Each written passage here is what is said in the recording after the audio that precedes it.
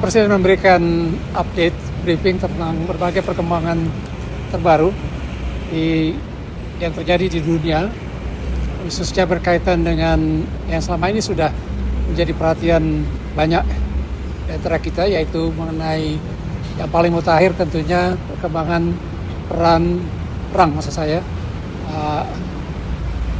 atau serangan Amerika dan Israel terhadap Iran. Didiskusikan implikasinya apa terhadap kita, terhadap dunia. Ketika tatanan dunia sudah tidak lagi efektif dan tidak ada lagi peluang kepada negara yang menjadi korban serangan militer untuk mengadu kepada siapa, karena PBB sudah tidak berperan dan aturan atau rule based order hanya on paper dan memang tidak ada kekuatan pemaksa, apalagi kalau itu berkaitan dengan negara-negara besar. Beliau, maksudnya Bapak Presiden, menggambarkan bagaimana kita harus menavigasi hidup kita di antara bukan hanya dua karang, tapi sekarang beberapa karang. Dan itu tidak mudah, karena itu didiskusikan tentang implikasinya ini terhadap keseluruhan masalah keamanan dan perdamaian dunia, tapi juga potensi efek dari perang ini terhadap ekonomi dunia, khususnya yang menyangkut supply, oil, minyak, dan gas. Nah, kita berhitung semua apa efeknya terhadap kita dari sisi itu saja. Tapi juga dari sisi kalkulasi berapa lama perang ini akan berlangsung. Semula Trump mengatakan akan berapa hari, sekarang sudah bicara beberapa minggu. Tapi juga kalau misalnya Amerika akan menggelar pasukan daratnya, bisa jadi lebih panjang dan reaksi perlawanan di sekitar negara-negara Timur Tengah juga akan membesar dan karena itu perang berlangsung lama.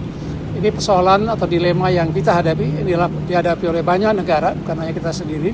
Karena itu Presiden menganggap penting untuk mengomunikasikan permasalahan-permasalahan yang dihadapi oleh pemerintah, dihadapi oleh Presiden kepada kita yang diminta datang pada malam hari ini, tapi juga sebelumnya kita tahu kesempatan briefing oleh Presiden terhadap berbagai kelompok melalui pertemuan seperti ini yang sifatnya briefing, kemudian dialog atau tanya jawab, dan selebihnya ya masing-masing kita mencoba memberikan kontribusi pemikiran, dan Presiden sangat terbuka untuk dalam menanggapi usul-usul pemikiran dari para peserta. Perang ini kan merupakan tindakan sepihak.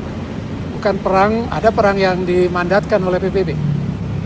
Di Teluk ini sudah ada 3 kali terjadi perang dalam waktu 30 tahun terakhir. Pertama, perang pada masa Presiden Bush senior yang melawan Irak Saddam Hussein ketika Irak menyerbu Kuwait.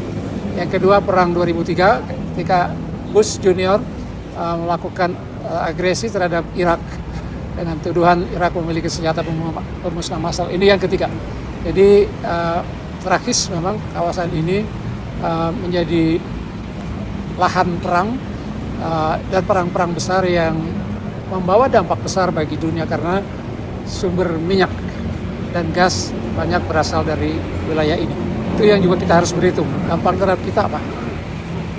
Indonesia itu menjadi mediator. Secara menjadi mediator itu kan harus bisa dipercaya dua pihak ya Pak ya. Menurut Bapak tadi diberi masukan nggak di briefing, apakah Indonesia mampu bisa di mediator? Kita tidak membicarakan apa Indonesia mampu atau tidak.